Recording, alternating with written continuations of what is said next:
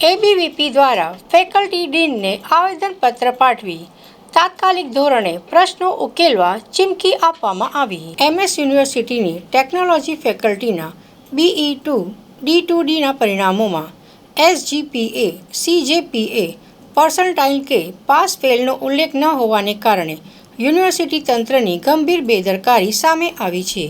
તે ઉપરાંત એરોસ્પેસ વિભાગમાં 1.5 લાખ જેટલી ઊંચી ફી વસૂલવા છતાં એરોસ્પેસ વિભાગમાં જરૂરી લેબ સુવિધાઓ ઉપલબ્ધ ન હોવાથી વિદ્યાર્થીઓમાં ભારે રોષ જોવા મળ્યો છે, જેને લઈને એબીવીપી દ્વારા એમએસ યુનિવર્સિટી ટેકનોલોજી ફેકલ્ટીના ડીનને આવેદનપત્ર પહોંચ્યા હતા.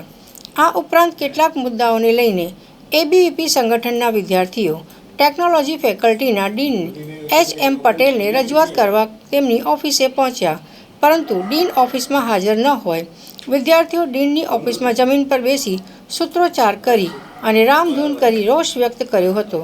જો આગામી 48 કલાકમાં આ તમામ પ્રશ્નોનું નિરાકરણ નહીં આવે તો એબીવીપી દ્વારા ઉગ્ર આંદોલન કરવાની ચીમકી ઉચ્ચારવામાં આવી. આજે નમસ્તે, અખિલ ભારતીય વિદ્યાર્થી પરિષદ અવધ ભંડેરી. આજે અમારી technology faculty the Maharaja Sayajirao university ખાતે વિવિધ મુદ્દાઓને લઈને આવેદનપત્ર આપવામાં આવ્યું છે, જેમ કે સેલ્ફ ફાઇનાન્સ કોમ્પ્યુટર ડિપાર્ટમેન્ટ તથા મિકેનિકલ ડિપાર્ટમેન્ટ, એરોસ્પેસ ડિપાર્ટમેન્ટ. જે સેલ્ફ ફાઇનાન્સ ડિપાર્ટમેન્ટ એમએસ યુનિવર્સિટીમાં ચાલુ થયા છે, એમએસ યુનિવર્સિટીમાં જે સેલ્ફ ફાઇનાન્સ ડિપાર્ટમેન્ટ ચાલુ કર્યા છે એમાં સ્કોલરશિપ જે પૂર્ણ રીતે મળવી જોઈએ સ્ટુડન્ટને એની નોટિસ બહાર નથી પાડી. હવે એરોસ્પેસ ડિપાર્ટમેન્ટ છે તો એરોસ્પેસ ડિપાર્ટમેન્ટમાં 1.5 લાખ રૂપિયા જેટલી ફીસ લે છે, તો છતાં બી એ લોકોને પ્રોપર લેબ કે ફેસિલિટી પ્રોવાઈડ નથી કરતા. અને એમએસયુના ટેકનોલોજી ડિપાર્ટમેન્ટના જેટલા બી પાણીના કુલર જોઈ શકો છો, દરેક કુલરમાં ગંદકી જોવા મળે છે તથા પીવા યોગ્ય પાણી નથી. આ બાબતોને લઈને એમએસ યુનિવર્સિટીના ડીનને આપણે આવેદન આપેલું છે.